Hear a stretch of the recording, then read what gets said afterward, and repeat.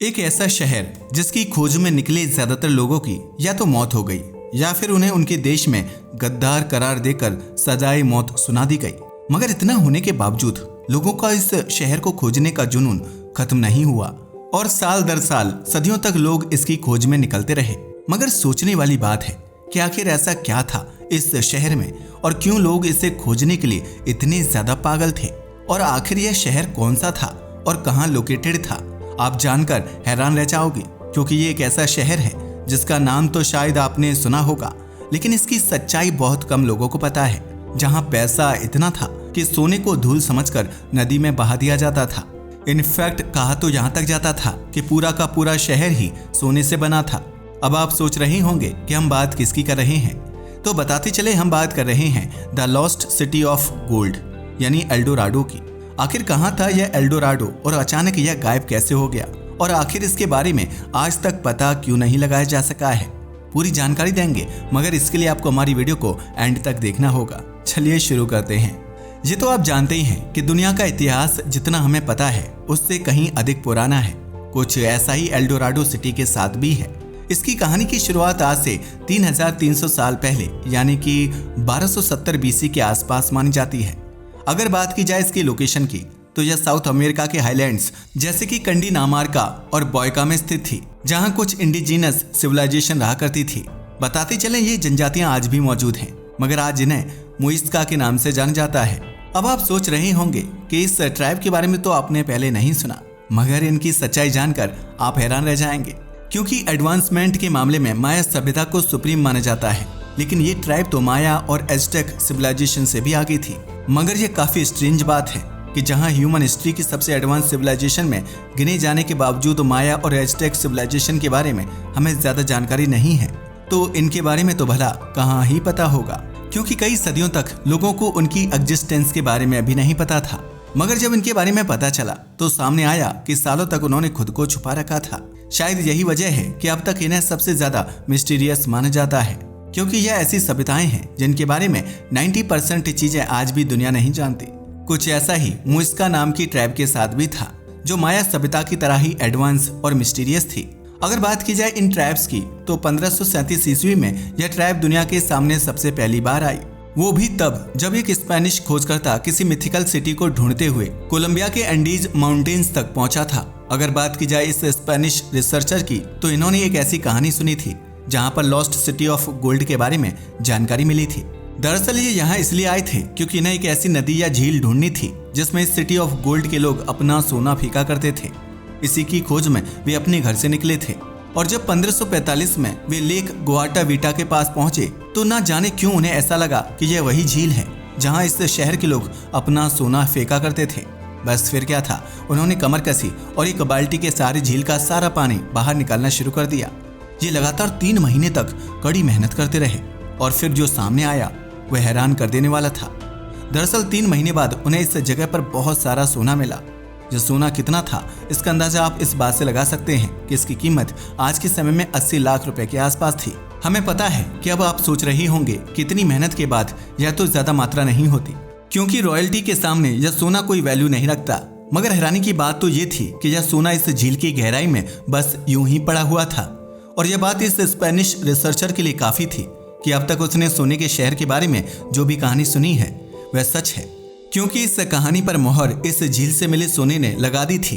अब लोग सोचने पर मजबूर हो गए कि जब गोल्ड सिटी के लोगों ने इतने सारे सोने को यूं ही झील में फेंक दिया था, तो असलियत में उनके पास कितना ज्यादा सोना मौजूद होगा। बस यही वह पॉइंट था जब एल्डोराडो को ढूंढने की एक्सपीडिशन शुरू हो गई। अगर बात की जाए एल्डोराडो की, तो यह एक स्पेनिश वर्ड है जिसका मतलब होता है द गोल्ड। लेकिन स्पेनिश एक्सप्लोरर की सोने को ढूंढने की खोज पूरी हुई या नहीं, ये जानने के लिए आपको इतिहास में थोड़ा पीछे जाना पड़ेगा। दरअसल यह पहली बार नहीं था जब इस शहर के बारे में बातें शुरू हुई हों। एक्चुअल में लेक गुआटाविटा के मिलने के पहले भी दुनिया में एल्डोराडो की कहानी और किस्से मौजूद थे, मगर इस कहानी को और भी ज्यादा फेमस करने का काम 1535 में हुआ। असल में 1535 में लिखी गई डिस्क्रिप्शन में गोंजालो फर्नांड दे ओविएद वाई वाल्दे ने एक ऐसा स्टेटमेंट दिया था जिसने सिटी ऑफ गोल्ड को काफी ज्यादा सुर्खियों में ला दिया था।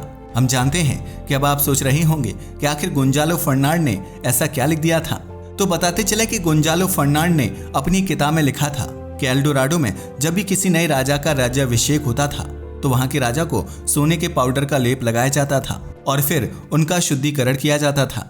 इसके लिए ये लोग झील ग्वाटाविटा में नहाते थे और यही वजह थी कि इस झील में सोना जमा हो गया था। गोंजालो का यहाँ तक कहना था कि शहर के लोगों के लिए सोना इतना कॉमन था कि सोना पहनकर चलना उनके मुखिया के लिए बहुत ही शर्म की बात थी। मगर यहाँ हम आपको बताते चलें कि दुनिया में ऐसा कोई प्रूफ नहीं है जो गोंजालो के इन स्टेटमेंट को सपोर्ट करता हो या यह कन्फर्म कर सके कि गोंजालो ने कभी इस ट्राइब के लोगों को देखा हो। लेकिन यह बहुत ही हैरानी की बात थी कि इतना होने के बावजूद किसी ने गोंजालो के स्टेटमेंट को क्वेश्चन करना तो छोड़ो, क्रॉस चेक करने की भी कोशिश नहीं की।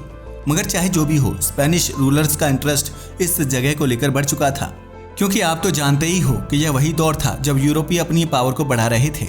लेकिन स्पेनिश रूलर्स ने हमेशा से सुना हुआ था कि साउथ अमेरिका के जंगलों में एक ऐसा शहर है जो सोने का बना हुआ है, और साथ ही वे ये भी जानते थे कि इस इलाके में कुछ एरिया बहुत ही ज्यादा रिच है।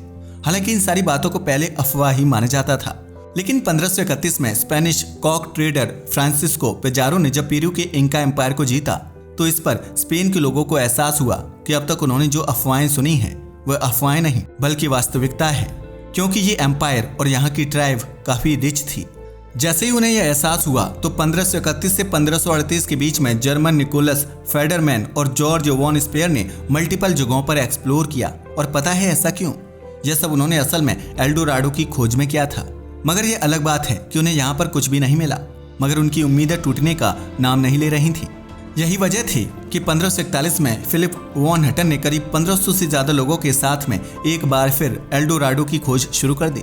लेकिन यह लोग 20 सालों तक भटकते रहे और बीमारी और भूख का शिकार बन गए, जिसकी वजह से 1500 में से केवल 40 लोग ही सरवाइव कर पाए और उन्होंने हार मान ली। हार मानकर जब वे 40 लोगों के साथ वापस लौट रहे थे तो उनकी पार्टी पर किसी ने हमला कर दिया। लेकिन वहां से बचते बचाते वे 1546 में वापस आ ही गए। लेकिन फिर कुछ ऐसा हुआ जो यकीन से बाहर था। एक्चुअल में उन्हें आते ही सजाई मौत दे दी गई। जी हाँ, आपने सही सुना। मगर ऐसा क्यों किया गया, इसके बारे में कोई खास जानकारी हमारे पास नहीं है। लेकिन फिर 1551 में फ्रांसिस्को के छोटे भाई गोंजालो पिजारो ने भी एल्डोराडो की खोज के लिए जाने का निश्चय किया। इसके लिए उन्होंने 220 सैनिकों और 4000 नेटिव्स के साथ इस खोज की शुरुआत की थी। लेकिन इनमें से भी ज्यादातर लोगों की भूख और बीमारी के कारण मौत हो गई और फिर उन्होंने भी अपनी खोज को खत्म कर दिया। हालांकि एल्डोराडो को खोजने का सिलसिला यूं ही चलता रहा, बस खोजकर्ता बदलते गए। अब 17वीं सदी में सर वॉल्टर रेले ने भी इस शहर को खोजने की कोशिश की, वो भी एक नहीं बल्कि दो बार। मगर दोनों बार वे नाकामयाब होकर वापस लौट आए। लेकिन उनके साथ भी वही हुआ जो फ्रांसिस्को के साथ हुआ था। उनके देश में भी गद्दारी के इल्जाम लगाकर उन्हें सजाए मौत दे दी गई। इसके बाद कई साल यूं ही गुजर गए और फिर 20वीं सदी में कर्नल पर्सी भी लॉस्ट सिटी ऑफ गोल्ड को खोजने के लिए निकले। उन्होंने अपना सफर 1925 के आसपास शुरू किया था, लेकिन वे साउथ अमेरिका के जंगलों में खो गए। और यह काफी हैरानी वाली बात थी कि ना तो कभी उनका पता लग पाया और न ही उनके साथ गए किसी इंसान का। यही वजह है कि एल्डोराडो के बारे में कभी कोई सटीक जानकारी मिल ही नहीं पाई, क्योंकि एल्डोराडो की खोज की कहानी ऐसे कई किस्सों से भरी पड़ी है जिसमें लोगों ने इसे खोजने के लिए सफर तो शुरू किया, लेकिन या तो वे कभी लौटकर नहीं आए और अगर आए तो उन्हें उन्हीं के देश में गद्दार करार देकर मार दिया गया। यही वजह है कि बहुत सारे लोगों का कहना था कि यह शहर अपने आप में ही एक अभिशाप है, जिसका कारण है लालच। मगर इस अभिशाप से वाकिफ होने के बावजूद लोग बार बार इस शहर की तरफ खींचे चले जाते थे, जबकि इसके बारे में उन्हें यह भी नहीं पता था कि यह वास्तव में कहीं एग्जिस्ट करता भी था या नहीं। वास्तव में उन्हें अभी तक केवल माइथोलॉजी पर ही यकीन था। अभी तक इसका सबसे बड़ा खुलासा हुआ नहीं था। अगर बात की जाए एल्डोराडो की तो माइथोलॉजी और पॉप कल्चर में इसके बारे में अच्छी खासी जानकारी मिल जाती है, मगर हकीकत तो इससे कोसों दूर है। क्योंकि एल्डोराडो जो ना तो आज एग्जिस्ट करता है और ना ही कभी इतिहास में मौजूद था, लेकिन फिर आखिर माइथोलॉजी में इसका जिक्र कहां से आया? अगर हम इतिहास की बात करें तो इसके बारे में लिखने वाले फर्स्ट जनरेशन राइटर्स ने इस टॉपिक को इसी तरह से लिखा था जैसे कि वे किसी शख्स की बात कर रही हों। अगर बात की जाए एल्डोराडो की तो इसका मतलब सोना होता है, लेकिन इसका एक और मतलब होता है और इसका दूसरा ट्रांसलेशन है द गोल्डन मैन, यानी कि एक ऐसा इंसान जिसके ऊपर सोने की परत चढ़ी हो। जी हाँ, अब यह क्लियर हो चुका है कि यह कोई सोने का शहर नहीं बल्कि सोने की परत चढ़ा हुआ एक आदमी था। वास्तव में एल्डोराडो के बारे में लिखते हुए इसके ओरिजिनल लेखक ने किसी भी जगह का वर्णन नहीं किया था, बल्कि उन्होंने एक ऐसी प्रथा का वर्णन किया था जिसके तहत जंगलों के बीच में यानी अमेज़न में रहने वाली जनजाति के लोग अपने नए मुखिया को उसका पद देने के लिए उसे पूरी तरह से गोल्डन डस्ट में ढककर पानी में भेजा करते थे। इसके बाद यह नया मुखिया कुछ पुजारियों के साथ लेक ग्वाटाविटा के वाटर में अपनी धूल धो देता था और इसके बाद में वह अपनी कुछ सोने की ज्वेलरी और कुछ प्रीशियस मेटल्स को तालाब में डाल देता था। वास्तव में ऐसा इसलिए किया जाता था क्योंकि यह उनका एक रिचुअल था और इसके बाद में वह अपने नए जीवन की शुरुआत करता था। असल में ये उनके लिए सिंबल ऑफ प्योरिफिकेशन था, मगर किसी ने इस तरह से सोचा ही नहीं। पता है क्यों? क्योंकि वास्तव में इस कहानी ने यूरोप के लोगों को इतना फैसिनेट किया कि वे इसे एक पूरा सोने का शहर समझ बैठे। और ऐसा होता भी क्यों नहीं, क्योंकि यूरोप के लोगों ने कभी यह सोचा भी नहीं था कि साउथ अमेरिका की जनजातियां इतनी अमीर हो सकती हैं और उनके पास इतना सोना मौजूद होगा। यही वजह थी कि बहुत सारे राइटर्स ने एल्डोराडो के बारे में मनगढ़ंत बातें लिखनी शुरू कर दी, जिसमें गोंजालो फर्नांडीज का उदाहरण सबसे ऊपर आता है।